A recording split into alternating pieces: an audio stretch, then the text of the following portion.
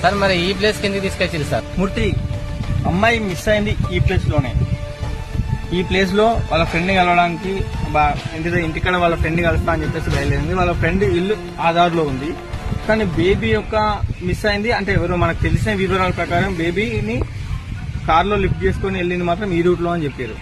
So నా guess correct అయితే అక్కడ ఉన్న సీసీ కెమెరాల్లో ఈ ఫోటేజ్ లేదు. అంటే ఇక్కడ నుంచి 5 కిలోమీటర్స్ తర్వాత ఉన్న సీసీ కెమెరాల్లో ఏ ఫోటేజ్ కూడా కార్కి సంబంధించిన ఆనవాళ్ళు కానీ ఆ నెంబర్ కానీ ఏది ఐడెంటిఫై కాలేదు. ఉంటే బేబీ ఈ 5 కిలోమీటర్స్ చుట్టుపక్కల ఎక్కడైనా ఉండాలి.